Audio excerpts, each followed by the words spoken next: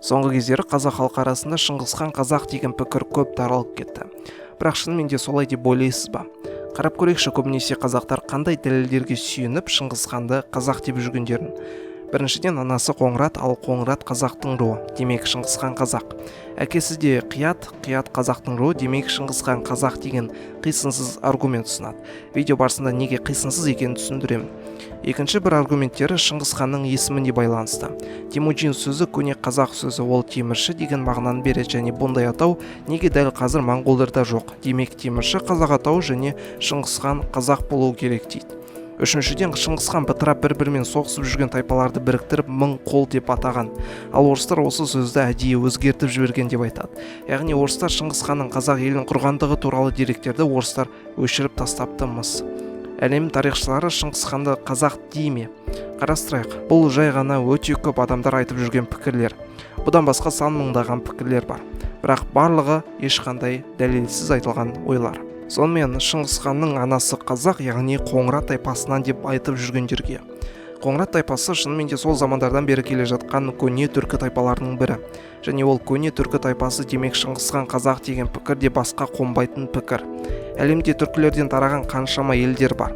Сонда олардың бәрі қазақтар болған ма? Әлбетте жоқ. Оған қоса Қоңырат тайпасы тек қана Қазақстанда мекен етпейді. Моңғолдарда да Қоңыраттар бар. Дәл сол сияқты қарақалпақтарда да, буряттарда да, хакастарда да және өзбек ағайындарда да Қоңыраттар бар. Кішкене ойланып қарайық. Қоңырат деген атау бар жердің бәрі қазақ бола берсе, демек өзбектер өзбек емес, қазақ болған ма? Әрине жоқ. Демек бұл Шыңғысханды қазақ деп жүргендердің арасына тарап кеткен жаңсақ пікір. Оған қоса әкесі Қият, демек қазақ дегендер де бар. Естеріңізге сала кетейін, Қияттар деген бөлінім өзбектерде де, ноғайларда да, қарақалпақтарда да, қырым татарларында да бар. Бұлардың бәрі әртүрлі ұлттар. Атақты Бекілербек Мамайдың өзі Қият болған, бірақ оған ол қазақ болған деп айта аламыз ба? Әрине жоқ. Оның өзінің ордасы болған және Мамай ордасы деп атаған. Көптеген жылдар бойы ноғайларды билеген. Сонымен ата-анасының руына байланысты пікір өте дұрыс емес екенін түсіндіңіздер деп ойлаймын. Шыңғысханның ата-анасының руы қазақтарда бар, демек қазақ деген дұрыс емес. Екінші мәселе Шыңғысханның есіміне байланысты.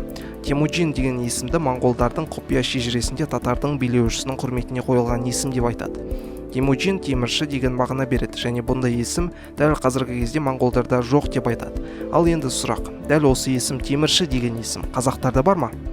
Тым болмаса Темірші батыр, Темірші хан, Темірші би деген есімдерді естідіңіз бе? Меніңше жоқ. Естеріңізге салайыншы.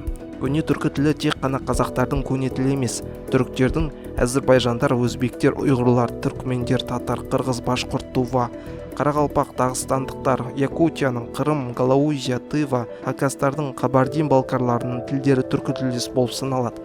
Ал енді елестетейікші. Осы халықтар мына біз айтып отқан аргументтерді дәлел ретінде ұсына отырып, Шыңғысханды әрбірі өзінің ұлтынан шыққан деп айтса не болады? Ертең Қырым халқы немесе түріктер тұрып, Шыңғысханды түрік болған немесе хакас болған десе сенесіздер ме?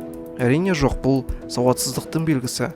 Дәл сол сияқты мына дәлелде келтіріліп отырған аргументтердің де ешқандай мағынасы жоқ. Келесі мәселе, ол орыстар 18-19 ғасырларда моңғол деген сөзді ойлап тапқан.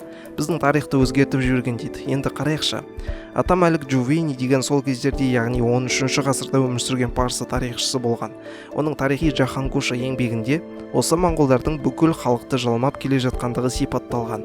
Ол Шыңғысханды мұсылмандарға Алланың атынан түсірілген жаза ретінде сипаттайды. Ал бұл еңбекті аударған ешқандай да орыстар емес, немесе патша тарихшылар емес, Джим Эндрю Бойл атты парсы тілін білетін адам. Бұл жетпей десеңіз, Мұхаммед Қайдар Дулатидің шығармасы Тарихи Рашидиге назар аударыңыз. Бұл шығармада моғолдар туралы айтылады. Бұл моғолдар өздерінің атауларын сол ұлы моңғол империясынан алған болуы мүмкін.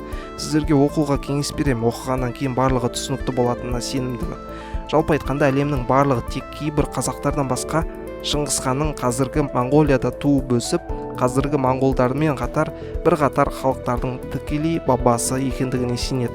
Оған қоса сан мыңдағы ғылыми диссертациялар жазылған. Ал қазақтар неге әлі күнге дейін Шыңғысхан біздікі деп жүр? Шыңғысханның ұрпақтары қазақтардың ішінде бар екені даусыз, бірақ ұрпақтары бізде деп Шыңғысханды қазақ деп айта алмаймыз. Шыңғысханның ұрпағы билеген ұлан ғайыр алапта Шыңғысханның ұрпақтары бар. тек қана қазақ жерінде емес. Оған қоса тек қана қазақ жерінде хан деген атау берілмейді. Қазіргі Парсы жерінде Илхандар мемлекеті, Қырымда Қырым хандығы, Сібір хандығы, Өзбек хандығы, Моғолстан империясы деген бірқатар мемлекеттерде хан деген атау болған. Ал қазақ халқы қашан бірлесе бастағанын білесіз бе?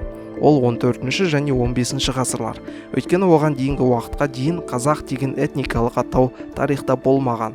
1301 жылы шыққан қыпшақтардың сөздігі Кодекс Куманикуста қазақ деген сөзді этникалық бірлестік емес, жай ғана басы бос, кезбе деген мағынаны білдіреді. Бұл кезде ондай халықтың қалыптаса қоймағанын көруге болады.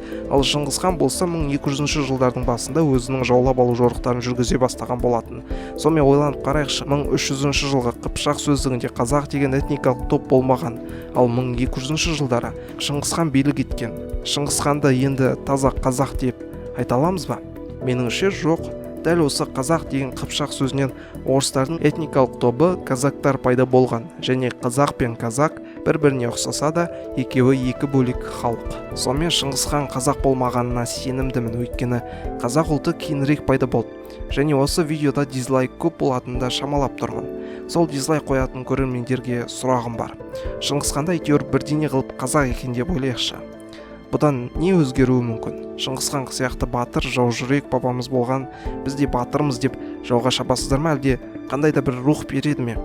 Қазір бейбітшілік заманы, Шыңғыс ханның дәуірі артта қалды. Қазір енді тек біліммен ғана әлемді бағындыруға болатын заман.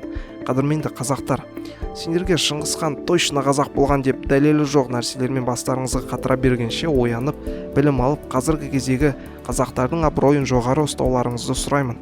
Біз мұнда бір Шыңғыс ханды біздікі деп қоймай жатқанда, қалған әлем бүкіл ғарышты бағындыруға бет алуда. Шыңғыс хан қазақ емес, дәл сол сияқты моңғол да емес болуы мүмкін. Өйткені моңғол бұл сол кездегі бірлестіктің атауы ғана болуы мүмкін. Мысалға Кеңестік Республикасы деген сияқты.